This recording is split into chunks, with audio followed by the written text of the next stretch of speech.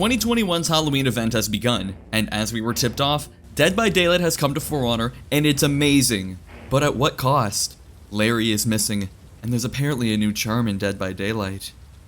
The event runs from October 21st to November 11th, and during this time you can level up the free Survivors of the Fog event pass for a DBD-themed battle outfit, ornament, and entity effect for your heroes. You might have noticed something different about those heroes I chose, and you're right. We got a first-hand look at some of the new armors coming to For Honor, and it only cost all my scavenger crates and 200,000 steel. I think they're pretty cool, but some heroes are gonna have a hard time mixing and matching different pieces with the new armor. Of course, what would a Halloween event in For Honor be without some awesome Illustrious outfits and executions? You can now rock either the Trapper or Huntress on any hero, and there's 2 new executions involving their weapons of choice.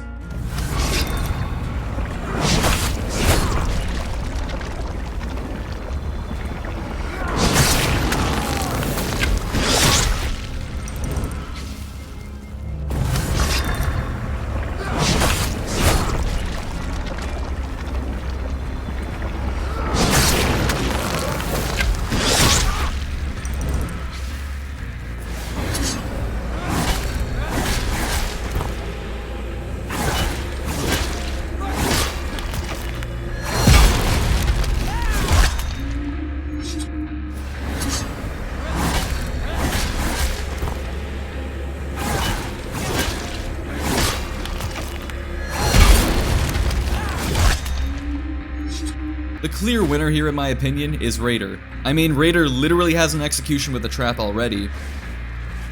And Femme Raider is already For Honor's big axe lady, so it just went together perfectly. Shaman as well makes for a good, albeit small Huntress, and pairing the effect with Deadly Hair was a no-brainer.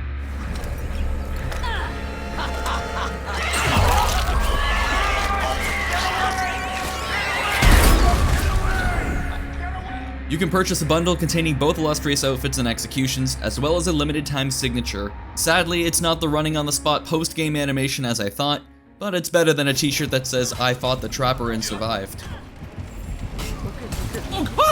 No! Yes. Go away! No. Yeah, you heard me right. The new event game mode is a spin on Dominion, however I didn't predict it'd be on a deathmatch map with no minions, and involves the Trapper hunting you and the other 7 players down. And I pray to God this Trapper rework doesn't make it back to DVD. For Honor really cranked up the horror element by giving the Trapper a terror radius with his music.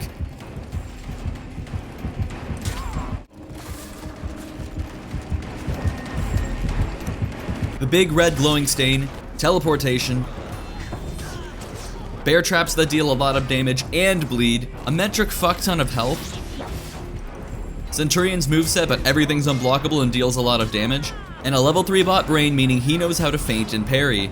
The best part though? Super armor. Meaning no matter what you throw at him, he will not stop. And yes, you know me, I had to go and try everything. Guard breaks don't do anything. Bashes have no effect. Grab bashes bounce off. While he can bleed, Shaman can't have him for lunch. You can put him out of stamina with feats like Ki or Zealot's Bolt, but he doesn't seem to parry, and Yorm's out of stamina knockdown or Centurion's charged punches don't put him on his ass either. Knockdown feats like Twilight of the Gods and Staggering Blow also don't bother the big man. But if you have Revenge and parry him, he does fall down, and both Yorm and Cent can get Hammer Slam and Eagle's Talon respectively. Kyoshin's Prison Feat did damage but couldn't hold him, and he cannot be pinned by feats or his own traps. Speaking of traps, Nusha's traps work, but good luck ever catching him with them. And even if you do catch him with the zone trap, he'll get up immediately and murder you. Oh, and yes, in case you were wondering, of course, BP can flip the Trapper. Just watch out for feints to guard break. In hindsight, the super armor makes sense from a lore standpoint, as in Dead by Daylight the only thing that can stop the Trapper is a pallet. And I don't see any pallets here. His super armor is simultaneously his biggest strength and weakness, as when he begins executing somebody it becomes a race between both teams to see who can put him down first while he's locked in an animation. Or, you know, just lure him to the lava and counter guard break him. Although be careful because you know what they say about playing with fire, or in this case, molten lava. You had one job! It was a soft fade. He's actually anti-tank! He's insane! Sadly though, even without sprinting you can easily outrun the Trapper, so he's never been easier to loop. For killing the Trapper you do get 150 points, but don't be sad if your team didn't land the final blow. Give him about 30 seconds to a minute and the trapper will be back.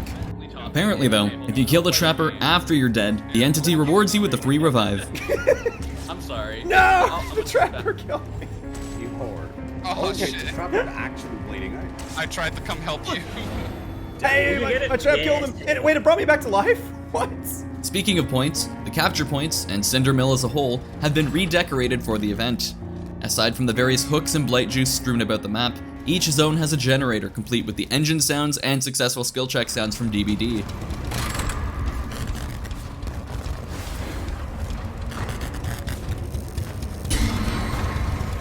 There's also little totems in each zone, but you sadly can't cleanse them to debuff the trapper. If the trapper happens to walk into a zone, however, he'll reclaim it and it'll go back to being unowned.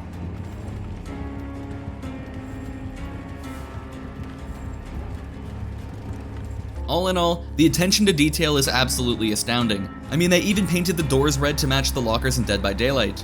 Mad Lads even adjusted the minions in actual Dominion, although they really are teasing us with the Oni Samurai minions. The sounds, visuals, and feel of the event is amazing. The cosmetics and executions are well done, and this is the most viable the Trapper has ever been. I tip my hat off to everyone involved in bringing this to life. However, next year, please make my dreams of a Shugoni come true. Thanks for watching. The event is only here for the next 3 weeks, so save up your steel and get what you need before it's gone. I'd also like to thank Yubi for that early access, and of course my supporters on YouTube and Patreon who pay for my coffee so I can get work done, especially Sweckles, Kyle, and Shadow. Have a good one, and I'll see you out in the fog, warriors.